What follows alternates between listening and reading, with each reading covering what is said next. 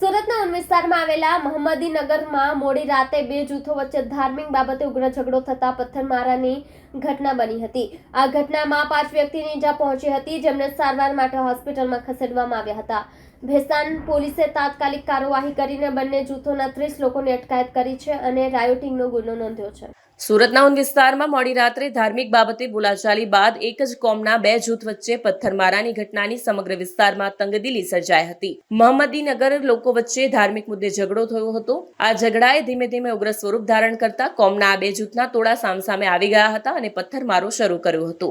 પથ્થરમારા બાદ સમગ્ર વિસ્તારમાં ભાગદોડ મચી ગઈ હતી અને લોકોમાં ભયનો માહોલ ફેલાઈ ગયો હતો। ઘટનાની જાણ થતાં જ ભેસ્તાન પોલીસ અને ઉચ્ચ અધિકારીઓનો કાફલો તાત્કાલિક ઘટના સ્થળે દોડી ગયો હતો। પોલીસે પરિસ્થિતિને કાબૂમાં લેવા માટે ત્વરિત કાર્યવાહી કરી હતી અને બંને જૂથોના 30 જેટલા લોકોને અટકાયતમાં લીધા હતા। કેમેરામેન હકીમ શેખ સાથે વસીમ હાસમીનો રિપોર્ટ, આઝાદ ન્યૂઝ, સુરત। ગઈકાલ રોજ તારીખ 12 જુલાઈ 2025ના રોજ રાત્રિના લગભગ 10-10:30ના સુમારે ભેસ્તાન પોલીસ સ્ટેશન વિસ્તારની હદમાં આવેલ ઊનમાં આવેલ ભીંડી બજાર વિસ્તારમાં મદરેસા અનવરે મહેમૂદ તથા શકીલ બિન હનીફના અનુયાયીઓ વચ્ચે ઇસ્લામિક માન્યતાઓને લઈને વિવાદ થયો હતો। આ બનાવની વિગત એવી છે કે ભીંડી બજારમાં આવેલ બાલકૃષ્ણ રો હાઉસમાં રહેતા શકીલ બિન હનીફના અનુયાયીઓ કે જે આ વિસ્તારમાં ભાડાના મકાનમાં રહે છે, તેઓએ ટીપુ નામના એક શખ્સને પોતાના નિવાસસ્થાને લાવીને તેઓને પોતાની માન્યતા અંગે સમજણ આપી રહ્યા હતા। એવી આશંકામાં બંને પક્ષો વચ્ચે સંઘર્ષનો બનાવ બનવા પામ્યો હતો।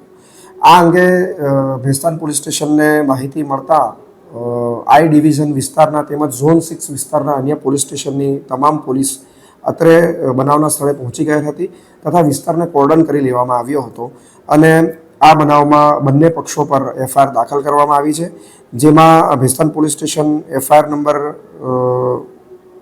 863 તેમજ 864માં બીએનએસની વિવિધ કલમો કે જેમાં રાયોટિંગ, મારામારી તેમજ બિગાડની કલમોનો સમાવેશ થાય છે અને એ ઉપરાંત જીપી એક્ટ 135 પણ દાખલ કરવામાં આવી છે। તેમજ બંને પક્ષે લગભગ 15 જેટલા આરોપીઓની ધરપકડ કરવામાં આવી છે, જેમાં શકીલ બિન હનીફના લગભગ 7 જેટલા અનુયાયીઓ અને તેમજ અનવરે મહેમૂદ મદરેસાના લગભગ 10 જેટલા અનુયાયીઓની ધરપકડ કરવામાં આવી છે।